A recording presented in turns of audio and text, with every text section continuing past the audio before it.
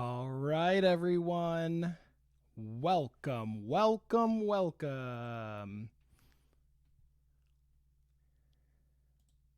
It sounds like we're clear. Noah, do you mind doing a quick audio check?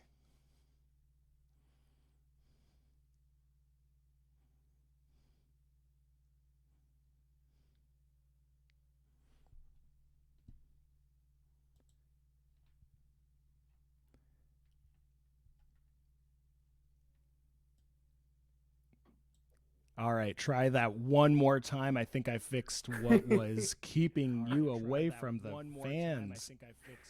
I was hidden. I was jailed. I am here, though. I hope my audio is clear. It is. All right, everyone. Thank you for joining us for Danger Mom Mondays. I am Andrew, your intrepid Danger Mom. And I, as you can see, have a very special guest with me, Noah Perito of Try Not to Die podcast. Noah, would you like to introduce yourself? I'm sure they all know who I am. This is my stream, but maybe they don't know who you are. Well, thank you for having me on. I am honored to be here. I am Noah Perito. I also go by, as you can see, in my screen, it's down here, but who knows where it is for everyone else. Noah the Infuriator. DM, usually not, but sometimes player character of Try Not to Die Pod. I am truly blessed to be on this stream, and I also love going live. This is just great for my ego. I didn't realize it would be so easy to get such an elusive and at this point prolific content creator. Noah, you are. Oh no, you are. Okay, hold on. I figured out that something. Don't worry about it. It's supposed to have your links under your video, but that's what. Is it under yours? Well, you know what? They're not even Switch. It's just ChasmQuest all around. So I will add your links to the chat, baby. So why don't you tell us a little bit? Oh, go ahead. Tell us a bit about your show. No, let's plug your show. This is your stream. I'm fully fine with it just being ChasmQuest. I'm an honorary guest. I haven't been on their pod, but I'm there in spirit. You know, yeah, it's always been my hope that someone would just sit there silently while I talk about my podcast, and that's why we do podcasting, because it's a very one-way thing. You are silent, I'm talking, I have the It's for all of us who didn't get listened to enough when we were younger, and wow. But also have a fear of performing, where you're like, I want to perform, but I also don't want to talk to people after. I just want to perform, and then I want the world to be like, oh, okay, or no, and then I can grow from that. Okay. No Yes. tomatoes being thrown at me. No, none. Yeah, so I've got your links up now in the chat. So please check out trynottodiepod.com. And then I've got your Patreon on there because y'all are doing some amazing things. Why don't you tell the viewers and listeners what they can expect if they were to turn on Try Not to Die and start this marvelous journey with your ragtag group of half orcs and goblins and elves and all sorts of fun ones. Well, I thought about my elevator pitch for quite some time, and I did write it down at one point, and then I deleted that note because I ran out of iCloud space. I have too many documents because that's the DM life. So my basic pitch is that Try Not to Die is a story that follows a half orc who has just come into adulthood, looking for adventure, trying to make a name for herself and strike out on her own. And while doing that, she encounters many chaotic, dangerous things that reveal to her the world truly works. It is not simply fun adventures. It is challenges and things you have to overcome to improve and truly earn the moniker of an adventurer and of a hero. I think if you how this if you enjoy fantasy and enjoy when it goes off the rails, try not to die is the podcast for you, because I really, really, really love randomness. And so pretty much I've included, there's countless tables we're rolling all the time. We're having all sorts of like unbelievable unhinged things happen because the whole premise relies around a powerful object that has the ability to warp magic itself, and a world that is very similar to ours, dealing with intense, very complex sort of struggles between, different people, different ancestries, different socioeconomic statuses, and different cultures. It tackles all those things because we started it in 2020 and needed a way to comprehend the world we were dealing with. And starting it early 2020, you certainly did not find any bit of external hardships to make doing that project more difficult. Yeah, like one of the best things about starting in 2020 is that there was just like nothing that could get in our way. We were Yeah. pretty much unstoppable. No, like, schedule super easy. It was super safe. Yes. Oh Yeah, gosh. I think that was a slight oversight. My ambitions in December, or like more like November of 2019, were a little high in thinking that I would be, unstoppable in 2020, being able to do this all the time. But I do think that the saving grace was that the podcast doesn't center the pandemic, and so even though it was touching upon a lot of like big like problems we're encountering in our world, it wasn't so close to heart that it was like, I don't like, how do we record this, because we're all in Right. lockdown right now. Right. Yeah. Um, yeah, I thought about that too, because I think the narrative arc that we were doing for our Patreon content that summer of 2020, which is something I had already been planning for months, was like a blight on a pirate island. But thankfully, it wasn't affecting living creatures as much as it was affecting plants. So it was that 1 degree away from what was happening to where, like, oh, we have some of our characters wrapping like a piece of cloth over their face, and that's relatable. But it wasn't like, I can't listen to this because it's spiking my anxiety. Oh, absolutely. I think that like I mean, there's definitely things in Trying Not to Die. I mean, the whole campaign starts essentially in an empire that is very, very hostile to anyone who isn't human, and our character is a half orc. So I mean, like, we started in the world that is like basically battling a fascist government, and because it was slightly off the kind of intense, I mean, we're still dealing with that in our government, but like that was 2020. Trump was president. There was just so much going on, and we just kind of shifted it just 1 degree away from the exact things that were happening. So it was like, I can understand and kind of even just compartmentalize and really try and like get my true feelings about both the game and then also real life. Whereas I think if you were like this is a pandemic, your player characters would have been like, okay, well, at least I can roll a nat 20 and be cured of it. That's a good news for me. Yeah, at least you weren't like, hey, let's start a stream or a video series where we play board games, and let's start with doing every edition of Pandemic that's come out. Yeah. Yeah.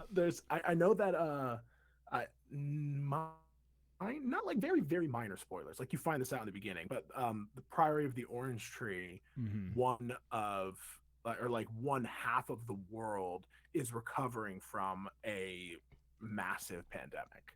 So Yes. Lisa had started reading that, and the pandemic was happening, and they were like, it's a little surreal, but because it's taking place after that, sort of like when it's been mostly quarantined to like one area, it was a Mm-hmm. little bit more approachable, a little bit more digestible. But I do think that like D&D is great for kind of exploring these topics and getting into it, but I do think that sometimes you're like, it has to be a little bit removed. The guy, like the government, it's gonna be fascist, but we gotta have it like be a little bit sillier in a way that you're like, no one would look at this and be convinced that they're the good guys. Right. No one could listen to my podcast and be like, the Empire, I like them. They're cool, good. They're not goofy and stupid and bad to the core. And the listeners that did think it was cool, it's like, stop listening. This is not the show for you. Yeah, I'm like, you're go away. Like you might as well go. No offense, but offense. You know what I mean? Mm-hmm. I don't know what to say. Sorry, not sorry. Bye-bye. Yeah, and yes. I think I remember while Ameralia is the core city of the Empire. Yeah, that's correct? The main continent essentially, and the Empire is like, it's like divided into thirds. There's the like north, which is covered by the Winter Wood. Yeah. Then there's the Ouroboros Mountains, where there's dragons. Then there's the Empire, where there's the Mara Imara, that like essentially Mediterranean Sea. And then there's the jungles. Like, so it is like a full third of the continent is controlled by that empire. Gotcha. And is it the Emperor? If I remember correctly, and this was probably arc, your third or fourth arc, when Zola, the main PC, makes it to the main city, starts university, and we hear the voice of like the Emperor, and it sounded very similar to a person who was in power at the time. Yeah. I loved that. Like if it wasn't clear to people listening when this was created, like if you traveled into the future and for some reason, I don't know, the technology collapsed and my podcast got saved on a hard drive, which it is. I have a drive that has the entire show on it, just in case this happens. And like you're like, oh, like when was this from? It becomes abundantly clear when you hear the Emperor be like, all right, everybody. You're like, oh, okay. This came out in 2020. I'm a lich, baby. I'm back. I'm a lich. You can't get rid of me. It's actually so funny though. I think one thing about having that be like a main baddie and having like fascism be kind of one of the things we're tackling in the show, having that person actually not be so present, having them just be the like puppet figure that you hear in the background, and then you're dealing with actual BS that's going on in the world. It helped a lot, I feel like. Yeah, there's gotta be something, I think maybe cathartic isn't the right word, but that's a huge part of D&D, is putting yourself in this space that you're surrounded with friends, you're all on the same page, you understand each other's boundaries, and you're invited to kind of explore new things that you've never experienced before. And that can be both crazy, insane, fantasy monsters and beasts, but it can also be like, I haven't punched any Nazis yet. So, can I do that in this, in this role-playing game? And the answer is a strong yes at our table. Totally. I think that like, in session zeros, you often have that. I know there's like veils, and I forget the other term, lines or something. There's a term for like things that are okay, but in the background, and things that are never okay. You have that list that you go over with people where you're like, what do you not want to talk? Here's the stuff I'm definitely not going to include. Is there anything else that you guys don't want me to have in this story? Yeah. I think that it's also, you need to do the reverse. Like I also am like, what do you want to experience?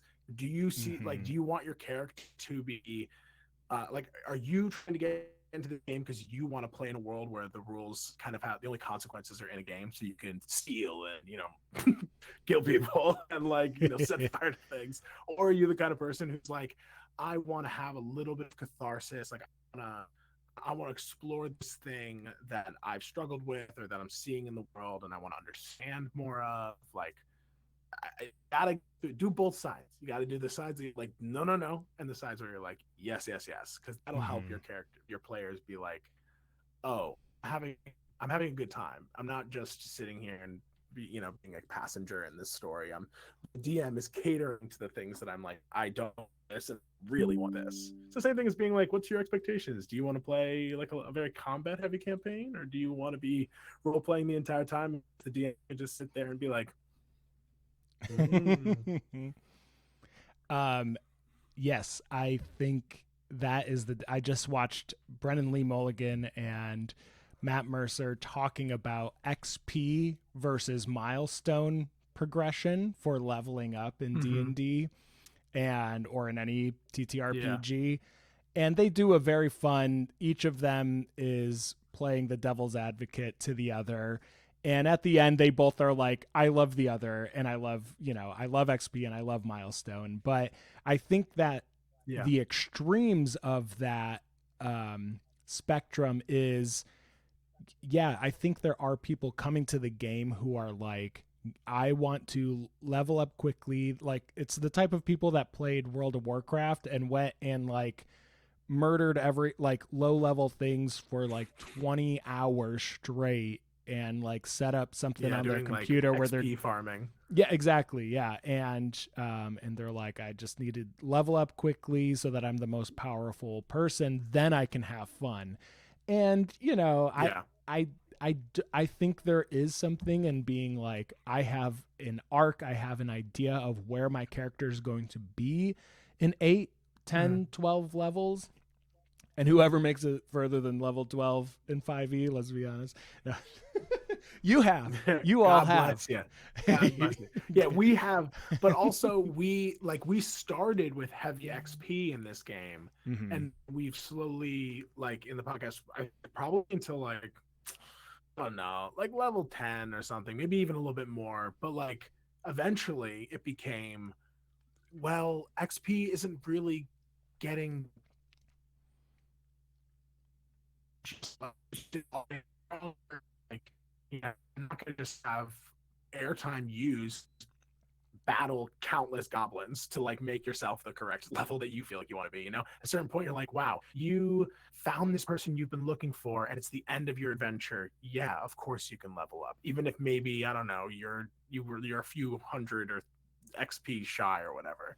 I think that we shifted to milestone when it became appropriate based on Zola's story. And I think that in general, that's kind of that's my favorite type of DMing style, is where you're like, you guys in the early, when you're starting off, you got to use your XP, you got to feel the accomplishment of doing that. Then as your decisions become more epic and as certain things become like on a different scale, we level you up appropriately. I'm running a side campaign right now, and essentially we just level up every like 2 to 3 sessions. I'm like, you guarantee to level up, because there's enough drama happening that we're like, yeah, why not? I don't feel like keeping track of how much XP this demon is worth. Like that's too much. It's a deadly encounter on D&D Beyond's encounters, and it's going to be every time that. So right.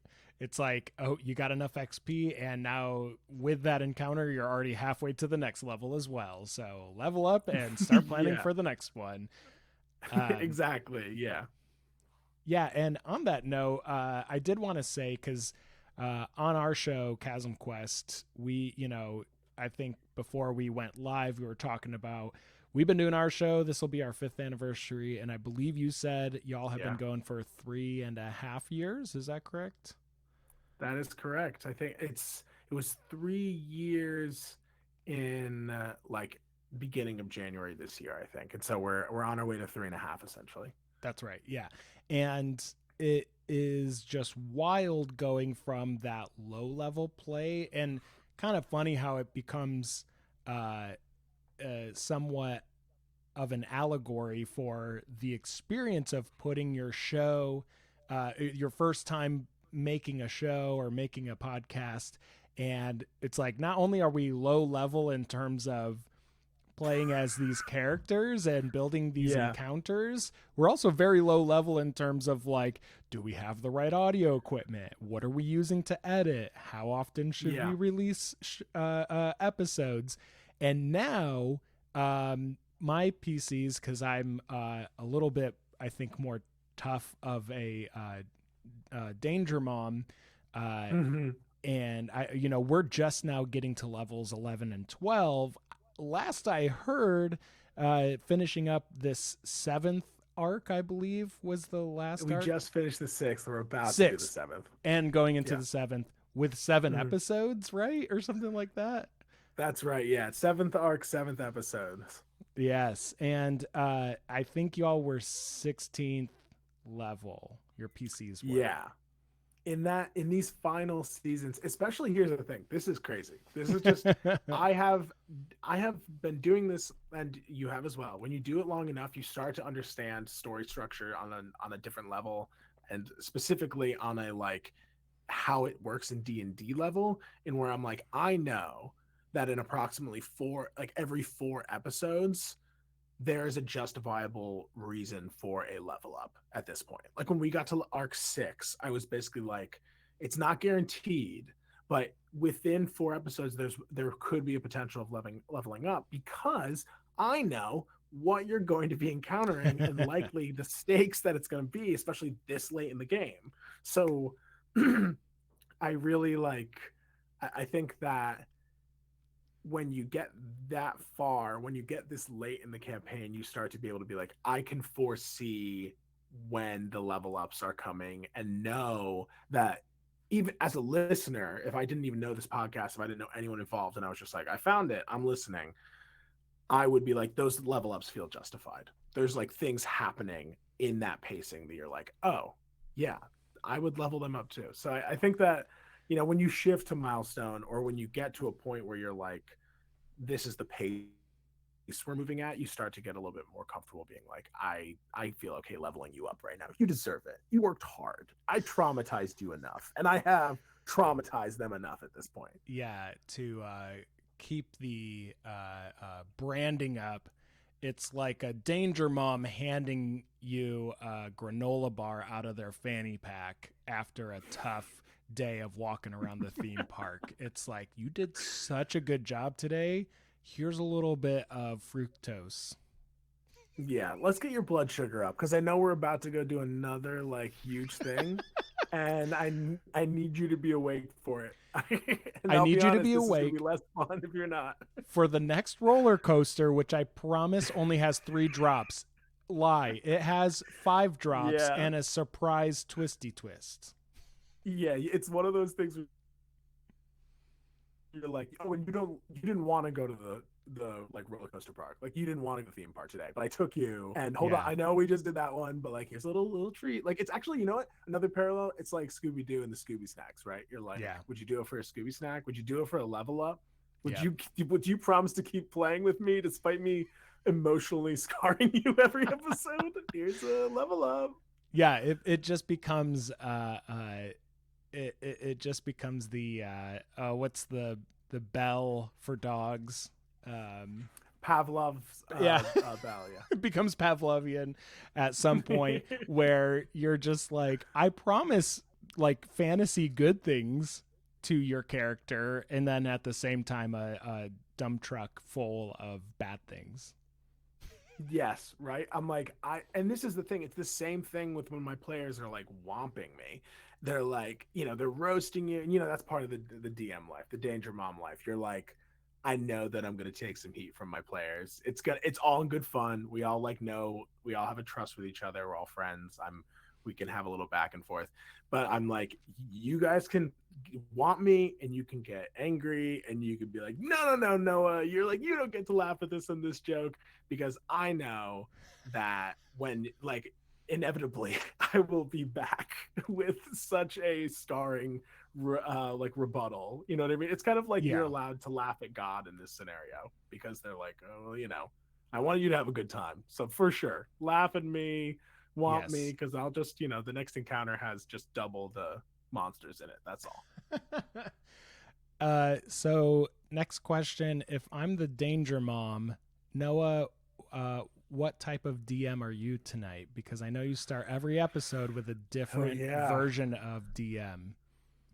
Let me quickly, I wonder if I can, let me open up my notes app, because I Yes. have a big note in my phone that is Anytime you all think of of the one. one.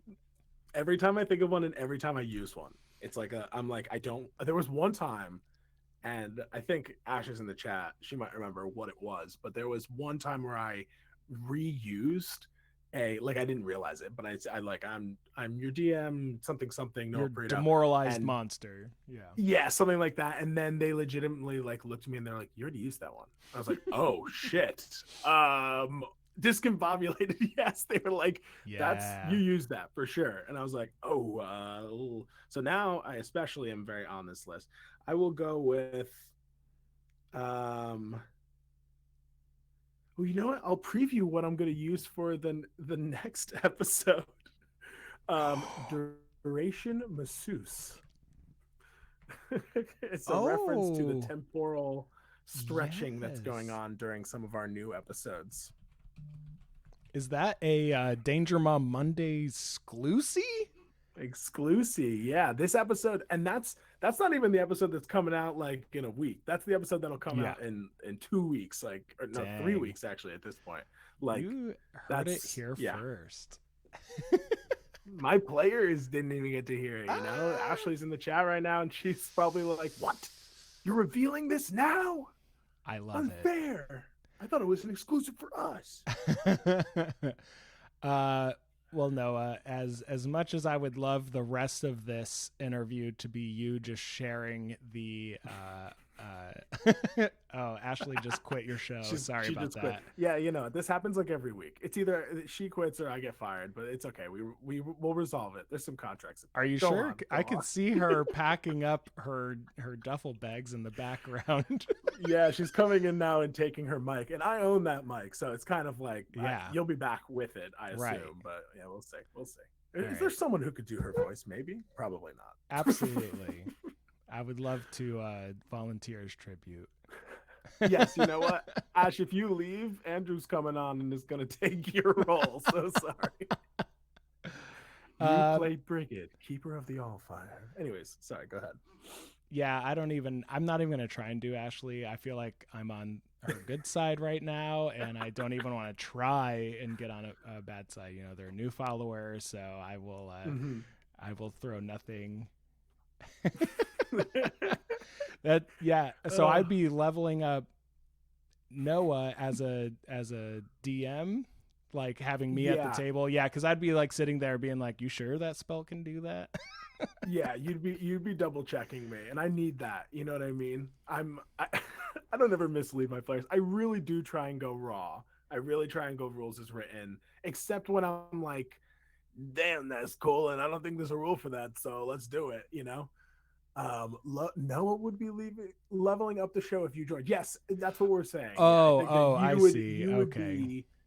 The show would be better. The show notes would always be featuring Andrew Palmer, Danger Mom of ChasmQuest. And even though I'm a regular, it's still in the title featuring. Because they're going to be like, I wasn't going to listen, but this actually, I'm seeing the guest star and I'm liking that. I don't know if that's true. Although I will say, when I was on a guest on Dames and Dragons, now Legend Lark, which please check out that show. They're all wonderful folks over there.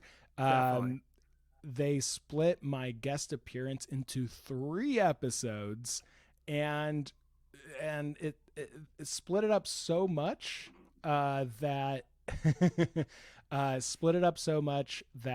their third episode, the final episode that I was featured on, they didn't have enough content with me just shooting the shit with them, that they all pretended to be me. And so every one of them introduced themselves as Andrew from ChasmQuest. And there's memes. It's a whole thing. Wow, I love that. I really love that PC that I played. I played Rupert, a goth librarian, and it was a hell of a lot of fun. You channeling a part of your life there? Getting a little... Oh, absolutely. Like, totally me in that era, like trying to summon those vibes for myself every day. I feel like I'm more like, now that I creeping into my early 30s, I feel like I'm more. I think that's why the Danger Mom is sticking so much now, because I'm so much just the creature of comfort now, and I'm ordering athleisure wear. I'm always wanting to be comfortable no matter what. And so Absolutely. the goth style requires tight pants. I did that for many, many years. The goth, I mean, it doesn't require, but I paid my dues, and now I want some space, Yeah. You can still be connected to that part of the culture and not be like, every single day I have to have my nails have to be perfectly painted black, and I have to do my full face and also outfit. I think it's more than justified. You did your time, as they say. Yeah, I think comfort in the chair, discomfort in battle. Never. I'm so comfortable in battle. I know exactly what I'm doing. No, it's no, catch me at local metal shows wearing like Adidas soccer pants with a band shirt and jean jacket with pins all over it. Like that's the aesthetic right there. Like, yeah. There's a reason why like people who can afford luxury still do that, like still dress that way and just buy like the more expensive version of like sweatpants. It's like, yeah, you gotta wear the comfort clothes. So, you don't have to prove yourself. You've proved yourself. You exist. And so therefore you could just be comfortable, and that's cool. Jenna is reminding me that I forgot to mention the Crocs, which Try Not to Die Pod helped tip me over the edge to finally pull the trigger and get my first pair of Crocs. And I think I was listening to a show when my first pair came in, and it was very exciting. Funny. I don't know if I'm allowed to say this publicly, but we've been desperately trying to get Crocs to sponsor us. Say it publicly. We've emailed them and we're like, we love your product. They're great. Plug at every show. I am sold. This is now a Crocs household, and Jenna is not gonna admit, who is my partner, she lives with me. She is not going to admit that she also has a pair of house shoes that I bought for her that are Crocs slides, and they're so good. They're good. You deserve luxury. And you deserve comfort. This world is too uncomfortable as it is. It's very, very fine to be like, I'm going to wear Crocs. Right. I admit it. There you go. You got it in proof. You got it in writing. I even got her gibbets. So, but that's why I will not wear them to the metal show, because I'm in the pit and I don't want to lose my gibbets. Those things are expensive. Oh, can't. You got to keep track of your gibbets. They're not for that. Oh, nice. I also bought Ashley house shoes. They're not Crocs, but maybe that'll be her next gift with a bunch gotta of upgrade here. Like everything. This is what Leveling Up Noah, new reality show. Leveling Up Noah. It's like what not to wear and like Pit My Ride, but it's just me. And every episode is they're just like, this is a whole, and like Queer Eye. It's all of those shows, but it's just exclusively centered around me. Queer Eye for the Beholder guy. I don't know where that's going. No, that's not it. Speaking of, I've got a Beholder right here. You're like, JVN is here. Yay! Here. Oh, little Beholder. Oh no, that I feel like because like there's a okay, so let's get into the next series of questions. We have shot the shit. The shit is shot, and the shit's been shot. The shit been shot. And so we're going to kind of move into more meta talk, with Beholder being, one of the few IPs that Wizards of the Coast still owns after the whole OGL debacle of January 2023, ending with all of the 5th edition SRD, which if you don't know what that is, don't worry about it. Ended up in Creative Commons. And now more stuff is ours than before. It was so funny. I've never seen, I mean, first and foremost, I have seen like consumers flex their power and it work, but I have never seen it go to this extent where literally they were like, the only way we are going to repair this relationship is by literally giving up almost everything. You know what I mean? Like everything and then like, some. They and gave then up some. Yeah, everything they like, tried to do and then gave us more. and then give us more. And I will say it like publicly, I'm very thankful for that. I think that Yeah. was the right move. I don't, I'm sure there's people who like want more, and when you get down to it, this is capitalism, baby. It's not ideal. We all just want this game to be able to be used and experienced Yeah. by everyone. But if a company's willing to do that, I'm like, that was the right move, and I appreciate that. And honestly, though, yeah, it was that or the chopping block. There's only so many times you can come to Daddy Hasbro and be like, "Ooh, Daddy Hasbro, we lost all our money from the D&D Beyond. Can we have a few extra monies?" please. And Hasbro was absolutely like, oh my god, none of these people are going to go see the movie. They were like, oh no, this movie hinges on all of the fans going, plus people who have never heard or experienced or care about D&D. And yes. I think that was, it's a testament to consumer and labor power. Yeah, I mean, it's been said 100 times over at this point, but my favorite meme going around was like, look, you just took the one nerddom that literally trains its players to be rules lawyers and like GMs to be rules lawyers and like look at all the fine print and stuff, and you try to get one over on us and thought that it would just work. Like, obviously the decisions were being made by people out of touch with their actual consumers and fans of the actual game. But I did want to say, as we move into a post OGL clarity, the haze is lifted and the rules are free now. That we kind of have a new horizon that is more in the forefront of TTRPG fans, or at least those who were siloed into D&D thinking either that, oh, this is the only type of role-playing game for tabletop, or I've heard of these other ones, but I've had no legitimate reason to switch to or try out other RPGs. And I think it just kind of like hit a nerve with everyone that they're like, oh yeah, there's other things. Like if D&D from Wizards of the Coast is trying to screw us over as their customers, but also their fans and their dedicated content creators as well, like we can move to other spaces.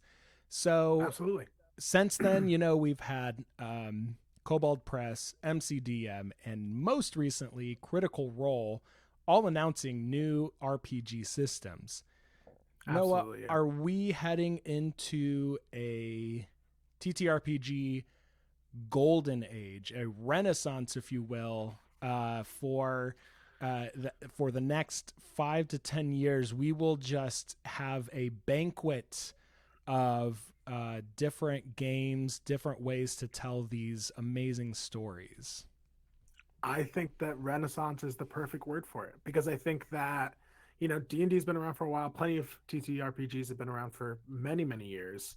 And obviously the past like 10 years have been huge, with Critical Role, the Adventure Zone really kicking all that off. that in and of itself was a rebirth. And then Dimension 20 perfecting it. Absolutely, yeah. Dimension 20 coming in and being like, okay, we see what you're all doing, and like here's how we make like the condensed perfect version of it. That's what we call a mulligan. Yeah, that's a mulligan, baby. That's a mulligan, baby. It's been there from the start. That's a mulligan. I really do think. I think that like what this showed was that there is so much room still that like you can love D&D and play D&D, and your whole world can, like, that's my world. D&D is like most of my time, right? But it also made me go like, oh, but I absolutely do have the space and time to explore other games. I do have, like, and I could keep doing this game and all the campaigns I'm playing with friends without being like, having to throw it all away. But I also can like explore other games, use other systems to like, tell the current story a different way. I mean, I've already the Adventure Zone does that. Their like final arc, they briefly switch over to a different system, Yeah. which was so cool. Like I was like, Yeah. whoa, I didn't even consider that as a thing, but it totally makes sense. Where if you're like, for this part of the story, D&D is just a little bit too like narrow for this. Like we need something a little bit more open, a little bit more grand, Is a little that bit less reliant.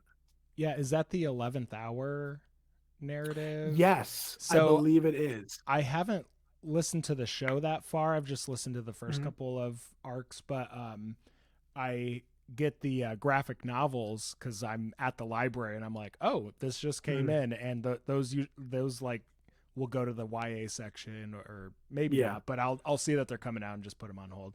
And yeah, I started and I'm like, oh, they're suddenly cowboys. Let's go. Yeah, it's just, it really opens the door, and I think that we are absolutely in a at least hopefully 10 years. That would be wonderful if it lasted that long, where we are all getting to explore these things. And like, I think D&D realized that they were like, we don't lose customers by having them enjoy other TTRPGs. We lose them when we disrespect them. Like they can play other games and still love our game and still want to play our game. And I think that it really, for me, it made me look at everything that I've created. It made me look at Faithfall and Try Not to Die, which was a world that I created kind of as like, a lot of it is still connected to that like Faerun original D&D canon. You know what I mean? Like we've used a lot of the same gods and stuff. I did that because I wanted there to be a kind of connection to that lore in a kind of like alternate dimension sort of multiverse way, type of way. Yeah, in a multiverse kind of way. With and like so, Groomsh and exactly, like is Mistra and, Mistra in D&D lore? I think that it was like Mistra, and then Mistra in the original D&D lore is murdered by someone and reincarnates as Mistril or something like that. Like there's and then there's like another god, and there's like other names and stuff. But essentially, yes, like there were some names that I was just like, I want this to be a way to bring in fans from D&D who maybe are like, I don't know, you just made up a bunch of new gods and it's a little hard to keep track of. But if I knew the gods, then it would give me a connection. So I started with that. But then as I'm like getting towards the end and this OGL stuff, I was like, I don't need to be beheld to that. I definitely should in the future distance myself in that way so that I don't ever risk running that like legal trouble of like, I was in the beginning, I was like, this is a cool way to connect my world. And now I'm like, I don't like, I like my future campaigns. I when this OGL stuff was happening, I legitimately was like, okay, let me look at the entire D&D system and let me see how, like, what words I have to change and what I have to change so that I can keep using essentially parts of it while playing in the future. Like essentially not making a full system, but taking parts of systems to just do like TTRPG storytelling. Like that was what I was at that point when this all was going down. Now I'm still at that point where like future campaigns, I'm gonna be like obviously creating more, doing more, even more homebrew, but and experimenting with other systems. Sweet. But I definitely am like, had I would have just been like D&D all the way, but this made me go like, I can still enjoy and thrive and talk about this, but also be like cognizant of the fact that it's a big company and they might flex that corporate strength, and I don't want to like lose the thing I love because I put all my eggs in the basket. And I think that they also realized that too, and that's why they were like, oh, it's all free now, please. It was like we were in a relationship, and then suddenly we found out that like they had forged our signature on like a marriage license, right? And it's like, okay, I wasn't thinking about breaking up with you, but you try this shady shit, and now I'm gonna like, start looking other places. And they're like, oh no, it wasn't a finalized version of the license. It's like, that doesn't matter. The intent was there, that you were trying to force me into some kind of like contractual agreement behind my back, like without my consent. And I think that's where that trust was broken, and that like kind of clarity, the veil being lifted, that most people knew, and most of the people that knew were kind of like jerks about it before. They're like, oh, you only play D&D? Well, I play Shadowrun, White Wolf. Have you even heard of the OSR? Like, and it's all that stuff is cool, but like people were being jerks about it and just kept people in the D&D 5e world anyway, because you're like, well, I don't want to go play that game with you, because if you're the type of person that plays that other game, then I don't want to be there. Over here we've got fun things and bright colors, and it's plenty to keep my attention. That all looks very black and white and very like make role-playing games great again kind of vibe. that Gamergate sort of like intensity of where you're like, this is supposed to be fun. You're not making it fun. Yeah. And D&D used to be like that too, and it obviously got a lot better. And I think that this, as you so eloquently put. Yeah. Oh, I can't even say that. The fact is that like those games are awesome. They can be awesome. Not everyone who plays them is like that. And ultimately what will allow people to enjoy more games is just, bringing them up and being like, talking about your experience playing it, talking about like the type of game that thrives in that system. Because that's another thing, is a lot of times they're like, oh, why aren't you playing this? Or like, for anyone who's looking for this kind of thing, you should be looking at this. And it's like, give me a game example of what it was like for you. Because that's, people who play D&D, especially people who've only played D&D, they're like, I don't know how my experience translates. What's it look like at the table? You know what I mean? Like, what's it actually when I'm sitting down? I actually just, it's on my shelf.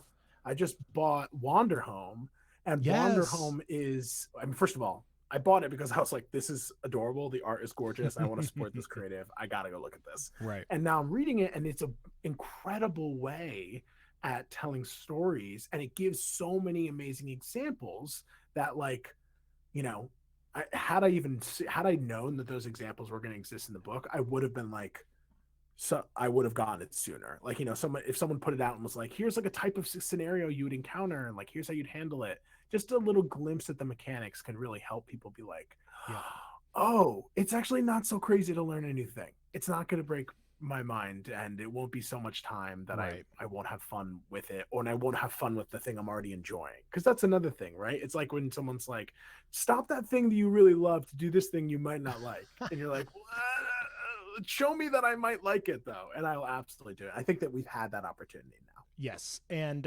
in the same sense, I as well, I am surrounded by all my RPG books, but I have bought, Kobold Press stuff. I already had MCDM because I was using Stronghold rules from that, which I think is just a regurgitation and an update from some old Stronghold rules that used to be in the earlier systems of D&D. Mm-hmm.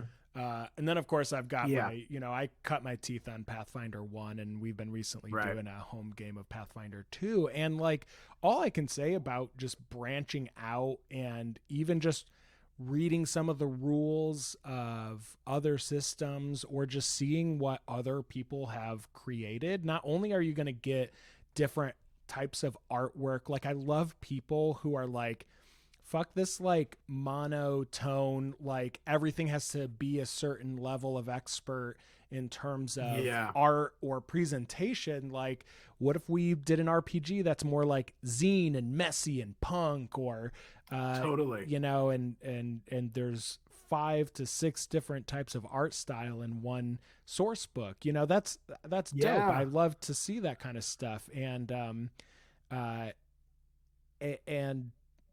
to bring that kind of like diversity of gameplay back to your home table, and kind of like pick out what works really well, try new things at your table, I think is what I mean by there's going to be like a banquet table. There's going to be like just a plethora of new systems and rules and things that, maybe ChasmQuest doesn't switch entirely to Daggerheart, the new Critical Role RPG, but maybe I purchase the main book and see what Matt's done with, because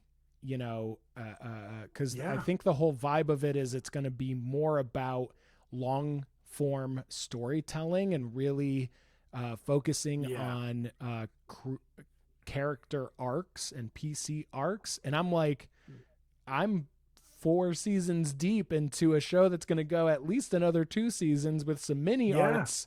That is the type of material that I needed, 5 years ago. And I'm so glad it's being made at least now.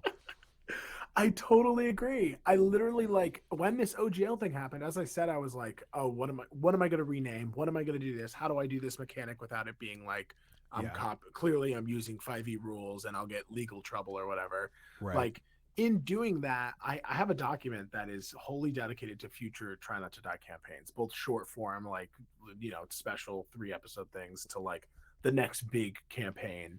And in it, I have a section that is basically titled like alternate and additional rules to be brought in from other games. And it's like, it explains it in the context of that game, and nothing is like set in stone yet. I haven't like figured out a way to like actually integrate it when I do start new campaigns, but just having a list of rules, and I'm like, whoa, that's a really cool rule. There's some rules in Pathfinder. I wish I could open this document. I'm terrified of ruining my Wi-Fi, but there were several rules in Pathfinder that I was like, oh, these are like really cool rules. I think they had to do with certain types of critical failures or something. Maybe it was something around that, but essentially there's like the 10 above or 10 below critical hits and critical fails, and you can critically fail a saving throw, like against a fireball or something, which was insane to me. That heightens the intensity of every roll. We say it over and over again in our home game of Pathfinder 2e, but it's like, it really does make a huge difference. There's more crunch, but we're like, every +1 matters, because your small +1 that you gave your group and the small -1 that you gave to the enemy might be the factor of a certain percentage of rolls not being critical successes for the enemy and not being critical fails for you. Absolutely. Literally, like, those specific rules made me go, oh, this is like, once you've like fully embodied D&D, once you've played it enough where you're kind of like, how do I get this to be like, how do I twist this system? Like, how do I really fully use this in ways that I haven't been before? You start to like come upon these rulings where you're like, oh, this, though slightly more crunchy, will add, it's like, I mean, sometimes you gotta add a little crunch to your meal, put a little toasted almonds on top. Like, you need that crunch. And I was listening to, what was it? Oh, the new Dimension 20 season that just finished, Never After. I'm only halfway through it. I'm loving it. It's very, very good. Highly recommend. Though Dimension 20 doesn't need a plug from me. I'm too small. But point is that in like the first battle, Brennan introduced a mechanic that's like, if you get crit on, you have to roll a Constitution saving throw, and if you fail, it's just a DC 10, but if you fail it, you die. And I was like, when I first heard that, I was like, whoa, Brennan, that's a bad rule. That's scary. Bad. No. And then seeing it in action, and I don't know if I'm only halfway through. I don't know if it's gonna happen. Like, but they've had a few moments where they had to roll for it, and just the like clenching you can feel in your body and in their side, you're like, oh my god, this character might just disappear right now. Yeah. Oh my god. It's like, sometimes you, especially after you've played it a bunch, sometimes that's like the best sort of thing you can do. Getting crit on is my new favorite. I get crit on all the time. Crit on my life. And Taylor also said in chat, spells having levels of intensity in Pathfinder 2e is wildly fun in the heat of battle, because it's that whole like, oh, they saved against your throw or against your DC, and it's like, cool, I just burned that spell and had this really cool plan in way that I was describing it, and they succeeded, and guess what, either half damage or no damage or no effect, especially if you're doing like an enchantment spell. And it just felt saber suck ones. Exactly. Yeah. And it just kind of feels like, cool, turns over. Who's next? And I guess that's me. And so it kind of, it creates that level of success and failure kind of makes more of a spectrum rather than it being a 50-50 type of thing. So those are the kinds of things that I think that fans of shows like ours, Try Not to Die and ChasmQuest, can look forward to in future seasons. And so I as a fan of Try Not to Die am really excited to see what new mechanics come as you are, getting ready for that huge emotional, I don't even know what it's going to feel like because I probably won't be there for another couple of years, which is just wild to think of. Wrapping up your first campaign with your first beloved, especially from beginning to finish, PC Zola, who a lot of this is centered around.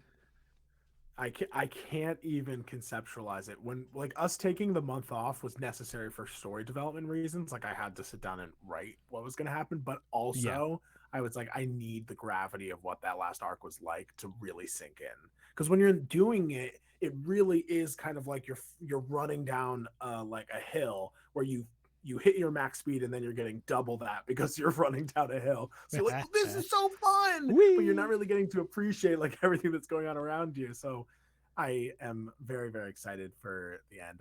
It hasn't even hit me yet. And I do think that, I'm already considering ways of how I can make those like finale episodes really feel epic. And I know that in creating mechanics is a part of that. Like it's going to be more than just the like, the Brennan Lee Mulligan School of Combat where you're like, here's your baddie, but here are a few things you can accomplish, and here's a few things you can manipulate to change the success and like outcomes. It's going to have to include other things, just anything that can accurately reflect the emotional levels that are going on.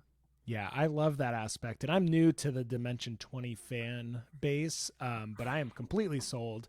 I've only watched everything that's like free, so I'm right on the cusp of okay, now I'm going to subscribe so I can actually finish some of these arcs. So I've been just kind of shopping around, but I finished Unsleeping City, I finished or at least the first season, and then I finished the first season of Fantasy High. Of course, Fantasy High nice hooked me for sure. And I remember we back in 2020 when I started Slide Behind My DM Screen, which I am planning to use when we edit this down to put on YouTube, because it's a fantastic theme song that Noah wrote, and we kind of got steamed during the panty, and and then it was like too many things. So it was like a show that I had to drop from the spinning plates that I was keeping up. But this stream, every fourth Monday, we're going to keep interviewing. Rip Corn Cuties. The Corn Cuties were so cute.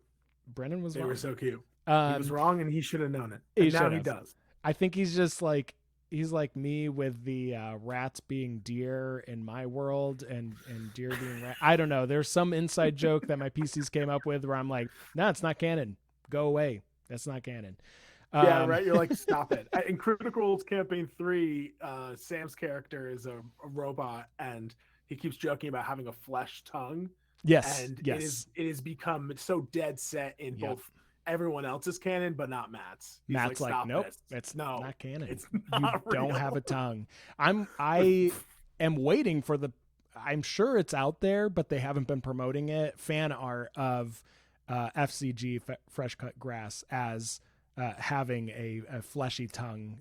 I'm imagining like a big old band Kiss long tongue rock and roll. Like one that unfurls, so to speak. I do really think that new art just came out for their characters because they got like new outfits in a recent episode. I saw a lot of it. Mouth is closed. Yep. And so I'm confident that Matt is going to the artist and be like, whatever Sam tells you, do not do that.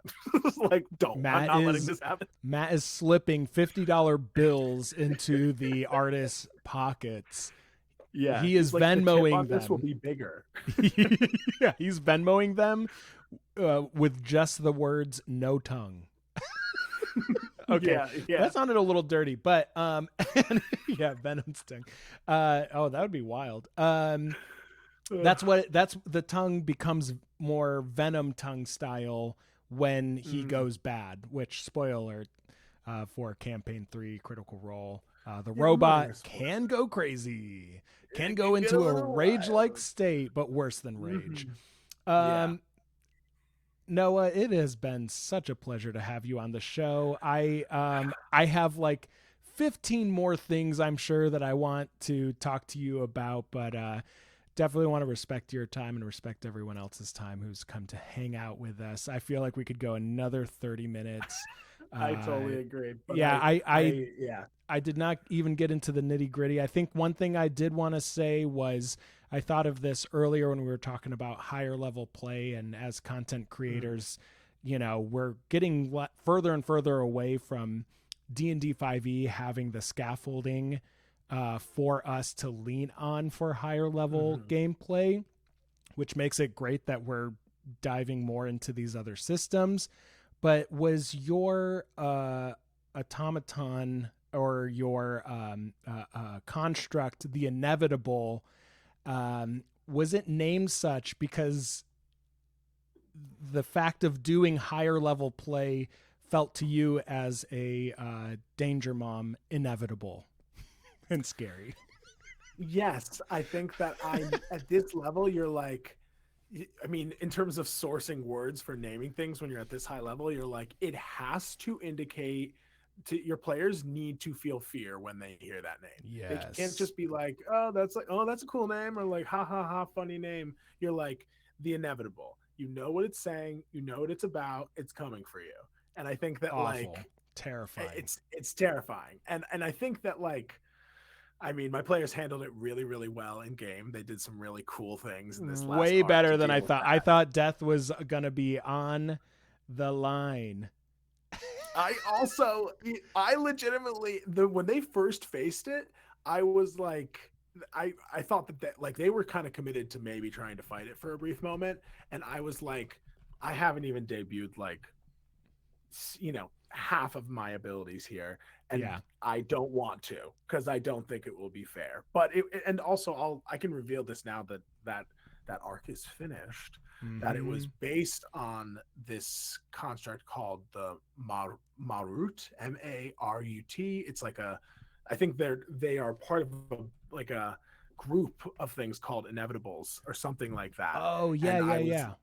And I was like, this, Yes. I was like, I'm going to take the base stats from this and change it and modify it and homebrew it and move this name and make it the inevitable, because I think that is more like to the core of what this creature is. It is inevitable. Right. The its purpose, I have the wiki pulled up. Purpose was to enforce the inevitability of death and sometimes the terms of certain contracts. So just looking at this thing, the way that the eyeball's exposed and this metallic type thing, that now makes how I, in my own little mindscape of what Try Not to Die looks like in my brain, a lot more scarier during that time, because I was thinking of it as like just a stainless steel, helm type head of the construct, right. the inevitable. Solid. But now imagining covered in eyes. Yeah, imagining this giant, like fleshy, gooey eyeball is that much worse. So thanks for that. You're welcome. I'm here for nightmares. That's part of DMing. Yes, of course. That's why danger goes before mom, because the danger has to be there for you as the DM to comfort you, the player. For mom to come and comfort the player. Yeah. Exactly. You have to have the nightmare first before you can run to my bed screaming. Yes, I just heard Ashley laugh from the other room. Which is how most of my D&D games end. People running, screaming to my bed. Yes, they scream and they like comfort me plates until I go to bed, and then they run into my room and go, "You scared me. You scared me. Stop." And I say, "Sorry." So Ashley asked for more questions. I do realize we talked a lot about meta stuff, which I love to talk about because me too. Honestly, while the OGL stuff was happening, y'all were kind of quiet on socials, so I was very curious, like, what is the Try Not to Die crew? What are they planning? Like, what are they, what's going to be their game plan? Because I knew that you were a little bit more anchored, not as much as some other shows that are like, we're doing Curse of Strahd. Like you all were at least doing a lot of homebrew stuff, but had the gods and stuff that are connected too. So I'm glad I got to hear more of your thoughts on that. But I did want to ask a few more things about the actual show and running the table as a content creator. So we're gonna go another 5 minutes now. I'll rapid fire. I'll make my answers concise. I've been told that I go off. Oh, you're fine. Go off. I'm told I use too many words. So. Go off, Noah. This is your time to shine. No, you. I wanted to ask because as a non-binary GM as well, or Danger Mom as well, I kind of went on this journey of getting to the DM seat, and this is something I've experienced a little, but Noah, is being a dungeon master, is there like a built-in gender euphoria with being a dungeon master or game master or Danger Mom or maestro person? Dancing maestro, dunce like manager. Delectable morsel. Yes, I think that like you're getting to play all these different characters. You're getting to try out all these different voices, attitudes, personalities, and reveal parts of yourself. And kind of, I mean, it's the same kind of thing as when a little kid's doing like playing, when they're doing playing, so to speak. Where you're testing your identities, you're seeing what feels good, what doesn't feel good, pushing boundaries. Exactly. And as DMing, I think really opens that door. It gives you the freedom and it makes it so that it's like this, if you were someone who was, in the closet or just didn't even know that aspect of yourself, this gives you the venue for doing that. It gives you the tools to really experiment, and no one would judge you because they're like, it's part of the story. Not that anyone should judge you, even if it wasn't, but it's helpful to kind of move over that hurdle yourself of being like, I'm afraid of that judgment. Oh wait, it's okay. I'm telling a story. Just try it. Well, so yes, I definitely think so. Well, it is twofold safer, both physically and mentally, and maybe even, definitely emotionally, to debut yourself role-playing as someone of a different gender identity within a game than it is in real life, like 100%. Absolutely. And so whether that's a stepping stone for something that you are wanting to express in real life, or maybe there's a lot of DMs or GMs who see that as a fun part of being at the table, but outside of that they're just cis and that's okay for them, and I think that's something that isn't talked about a lot. I think it's inferred a lot with especially pop culture DMs, like Matt Mercer seems to have a lot of NB vibes to him, and really enjoys playing. You can tell he has a bit more of a passion when he's playing a they them NPC, and it's so fun to watch someone explore that. And we watched, I've been watching Matt Mercer since 2017, I want to say, maybe before that. Wow.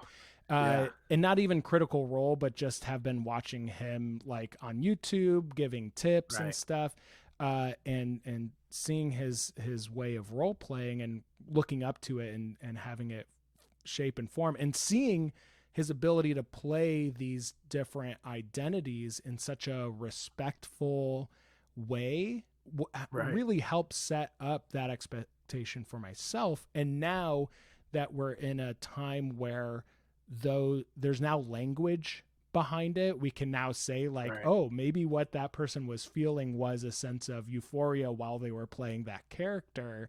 I think we can see the impact more so and actually have a better, more emotional depth around the types of performances we're seeing, whether from GMs or from PCs. Of course, always taking that first filter of respect and checking in with communities to avoid Right. appropriation and those types of things. But I think overall, we've always talked about acting or role playing as um, ways to build empathy. Um, Mm-hmm. but I think it's also a way of like kind of putting that mirror back on yourself to start revealing different parts of yourself.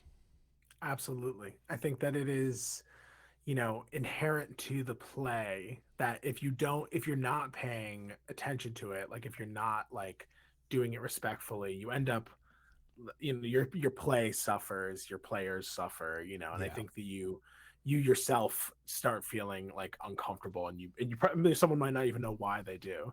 And Yeah. I think it's very interesting, and I really love when people who are cis are willing to like really go in and really play the character and not play a caricature, but play the character Yeah. and play it respectfully and really Yeah. try and understand what it is to feel those things and be that identity without losing themselves, so to speak. I think that it's a great skill to learn, and I think that it really can reveal to people that especially people looking non-binary, they're like third option, whereas like it's like the reality is that you're just like, this is a gradient, like I'm seeing Yes. just more colors here, there's just more going on.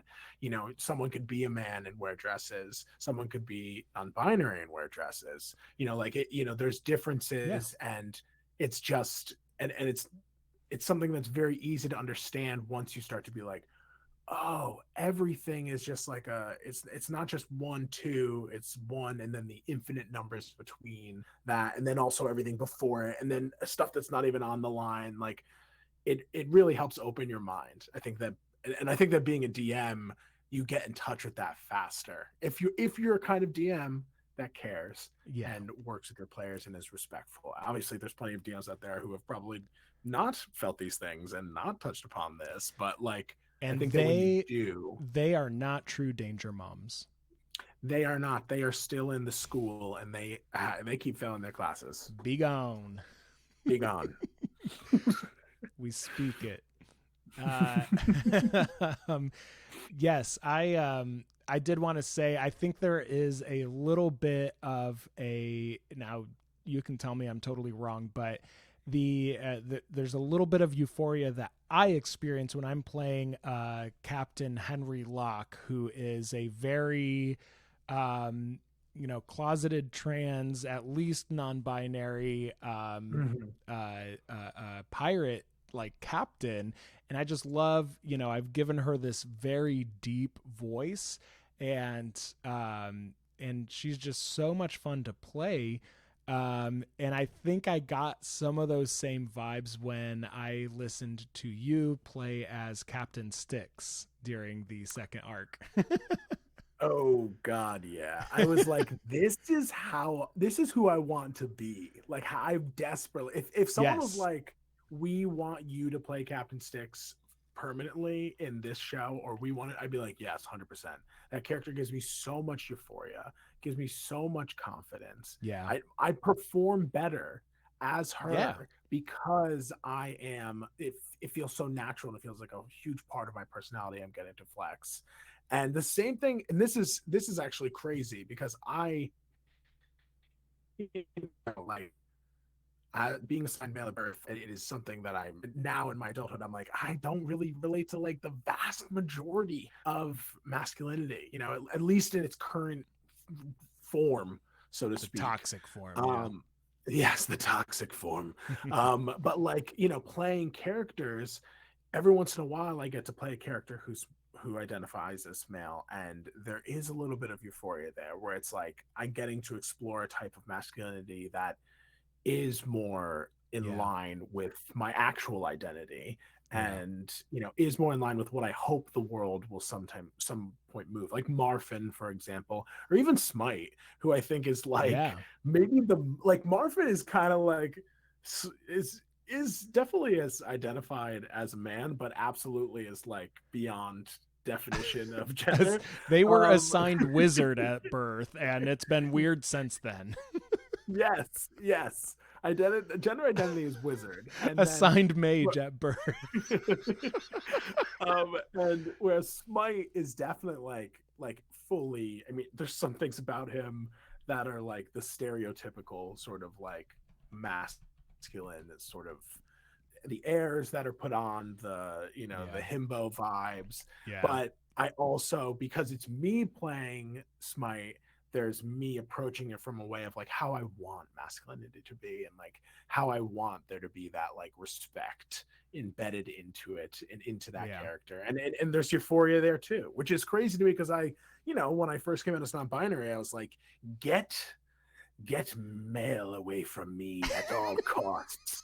And now I'm like, well, there's beauty there, and I love to explore that, and I love to understand that more. And because especially when you're non-binary, even if you are like, I'm so far removed from whatever I'm assigned at birth, they're understanding that part of yourself and understanding like how it factors into your identity, can feel really fulfilling. Maybe not for everyone, or, but definitely for me has felt fulfilling, of being like, so that's what it can look like if it feels good, or if it is done right. Fantasy done right. Fantasy done right. And I think that's why in this household, at least, we watch the Lord of the Rings at least once a year, because there are so many positive portrayals of healthy masculinity in those films. And so, and there's been many forms of media that have, done it even better, and with more diverse casts and such. But it is good to go back to that original, one of the first fantasy pieces of media that I ever saw. I think I was like 11 years old, and we rented the Fellowship of the Ring and watched it on DVD, like at my house. And like, I was probably too young to be watching the to be watching like the orcs being ripped out of the ground, and I'm like, this is gonna give me nightmares. But at the same time, there was so much positivity between the Fellowship, and Jenna just said everyone in the Fellowship is a green flag. I would say 100%. Like Uncle Gimli, I feel so safe around. Cousin Legolas, like, we're hanging out. Every Hobbit, even Boromir, even Boromir, yes, agreed. And with like, why Boromir is a maybe only because he got corrupted by the ring, but that's the ring. That's the ring of power. Exactly. Of course, it's like it's an eldritch power beyond our comprehension.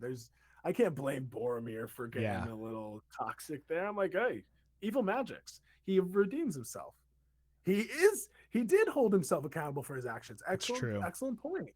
He absolutely was like, that's on me. That was bad. And we got an emoji of orc with a thumbs up. I don't know if that's a condoning of, thank you, Ashley, first off, but second off, I think it's a condoning of maybe some of the Urukai energy that we see. There's a lot of like physicality. There's a lot of like, I don't know, it kind of gives me like football star vibes, where they're like putting the hand of Sauron on their faces, and like put on that war paint together. There's just so much like sexual energy between the Urukai, and I think and they're all down with it, like, and that sense of like, naked Greek men like wrestling together gives this sense of like comfort in bodies and comfort with physicality with other men that toxic masculinity just leaves no room for, other than maybe in sports and stuff. But even then it can be, construed in a toxic way. And I think in sports also, like, they don't realize it, but like they at times can really get in touch with that like pure, beautiful, like, masculine friendship. You know what I mean? They get glimpses of it, but there's a veil over it in a lot of ways. Yeah, they've got to like sprinkle in the competitiveness of it to like keep that arm's length. That I think it's like you're so close to hitting the mark, but you're like just a little bit off.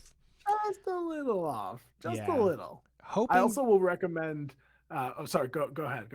I was just gonna say, I hope that we see better use of those spaces, because they're so prevalent in our culture that it would be amazing to see better players getting, platforms and stuff, and more, a diversity of gender expression or identities even within. But we'll see what the future holds. It would be great to see that.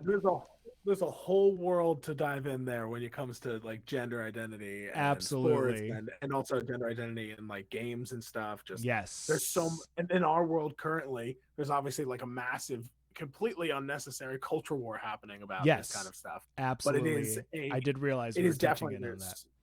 Yeah, like I mean, we're bordering into that conversation, but it is inherent to this. It is a part of this, is a part of these identities, and I think that like inevitably we are headed towards a more beautiful truer connection to that side of things. There's always going to be remnants, and over time, hopefully people learn, but the death rattles of the old. And